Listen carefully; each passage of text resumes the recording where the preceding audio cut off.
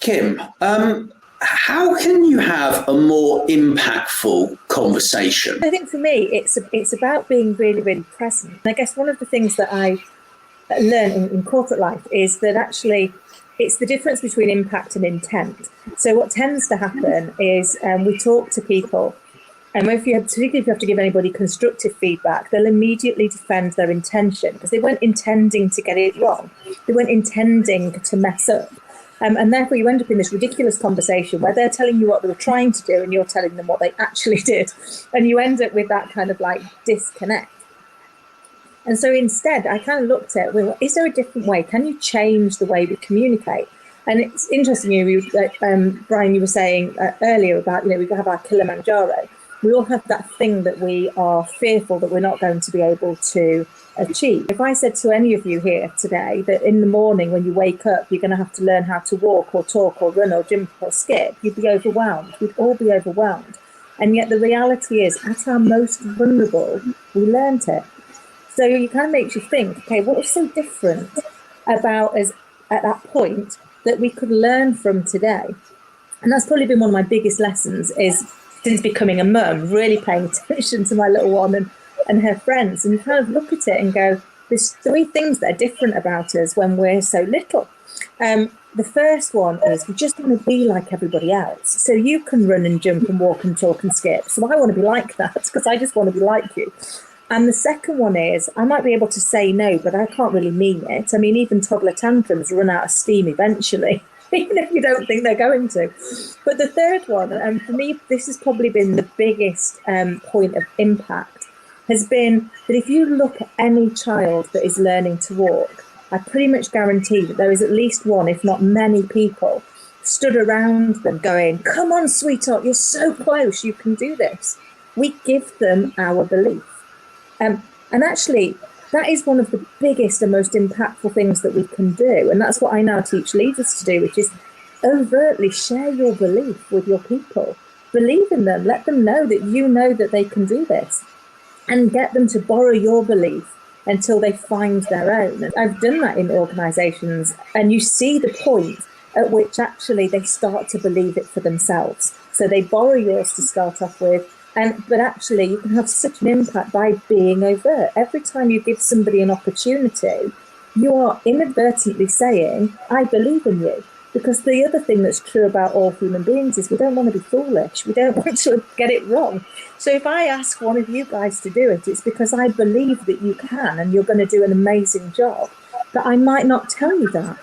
So it's like, I think for me, that's the most impactful thing I've learned, which is tell people that you believe in them. Say, I'm asking you to do this because I believe you're going to be brilliant.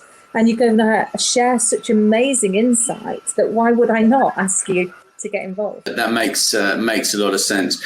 Michael Tobin says that in his book. I mean, he hired someone and he said, "Oh, well, you're going to do a mergers and acquisition. You're going to take the company IPO." And he was like, "Well, I've never done that before." But actually, the guy did the job because he had the right basic skills in place to go for it and get all the details done and all that kind of good stuff. So I can see, Stephen, on your face there, you love to tell me how can you have a more impactful conversation. I think it's important for all of us to understand first what I've learned on, everything I've kind of done, wherever I've done it, all the wonderful people I've been privileged to meet, personal or business, is that I've learned about human beings that we all have a message. We all have a message, and we want to relay that to the world. What we do is we pick different mediums, whether it's singing, dancing, business, building skyscrapers to the sky, whatever. It really doesn't matter. It's our expression to the world, right? And that is really one of the main purposes that we're here for. It's very powerful. So, within that really, is the impact. So, I've always kind of known this intrinsically, and it's about uncoding that, finding that, nurturing that really for people. It's a funny journey, really, when you're doing it professionally, because sometimes, I've certainly found I have to drag kicking and screaming people towards their own best version of themselves, or, interrupt unhealthy thinking that's really not serving them. That is causing a lot of heavy lifting and unnecessary pain that, really can be done without, right?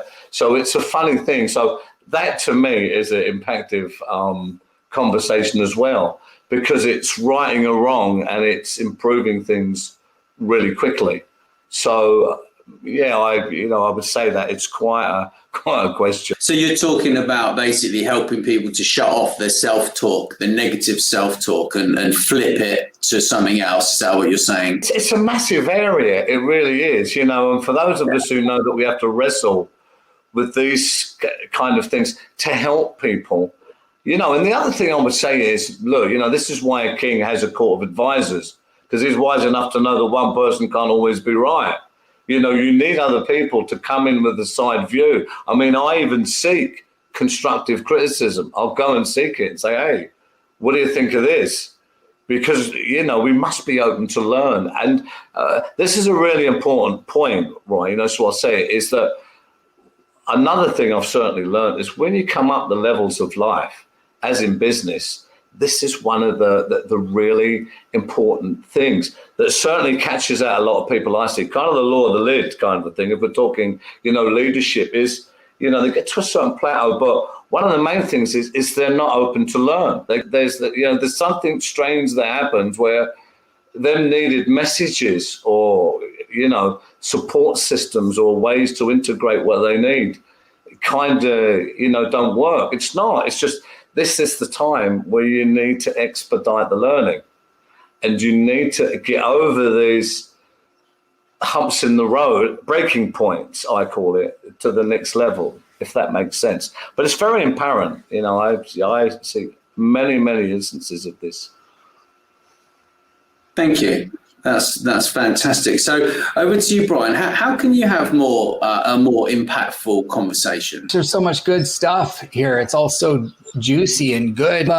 Big believer that of all of this. And one of the things that I can contribute here is that when I was writing my second book, Shareology, which is all about how humans share with each other, and why, what, how, and when, what drives them psychologically to share. I was doing the research and I interviewed over 250 people of all walks of life, CEOs of Fortune 500 companies, CMOs, sociologists, like you name it, every kind of person I could get my hands on, data scientists, and after just this one question of why do people share with each other? What is it? What is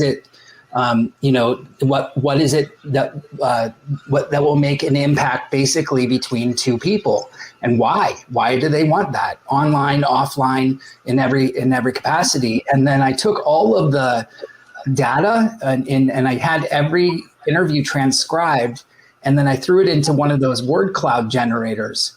And the biggest word that popped up in the word cloud generator in the center was connection. And I was like, that's so fascinating that every human on earth, 99.9% wants connection with each other. That's why we all share. Kind of pointing back to what Kim and Stephen just said in as well, that we want that. And so I dug a little deeper because we do all want connection and we do all want to make an impact on each other, but we do it all with different flavors because we're each unique in our own way, and we impact each other in our own way, and we receive it in our own way. So when you're asking someone to do something, it's not fair to ask someone to share something when they might be not of a different, they're of a different mindset. And so then we put a little bit of a research report together with New York Times, and we came up with a way that impact is different for different people. So we came up with different archetypes of like the altruist, the early adopter, the connector, the careerist, the boomerang, and the selective. So that when you ask somebody who is, let's say, a selective, someone who would rather not share on social media, or they'd rather just share in one-to-one conversations, basically privately, They don't want to be public with anything. They'd rather just share in a private situation.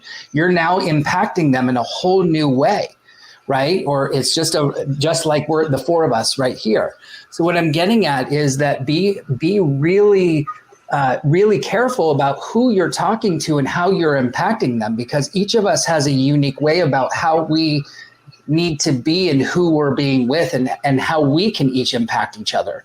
The four of us don't mind being on camera, but not all people want to do that. So there's different ways that we can all impact others in different ways. So that's kind of what I wanted to add to the conversation. Fantastic. That's very interesting. I like the way that you did all your market research and put all that took all the words and put them in the word cloud. I like that a lot. I love that approach. Surveys, I'm a bit geeky like that, really. I'm not going to lie. So, Kim, how can you have a more impactful conversation? I think for me, it's about being really present, and seeking to understand the other person is going to be how you have the most impact. I think one of the skills that we've sadly lost the art of is genuinely listening. And by that, I mean listening to understand, not to interject.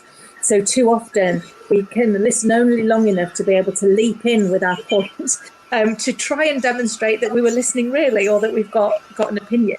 And actually, we miss the chance to learn something really insightful and really valuable. So I try really hard now to make sure that when I'm in a conversation with people, I am being really, really present, and I'm listening to try and understand their point of view, what's important to them, what are they trying to get out of it.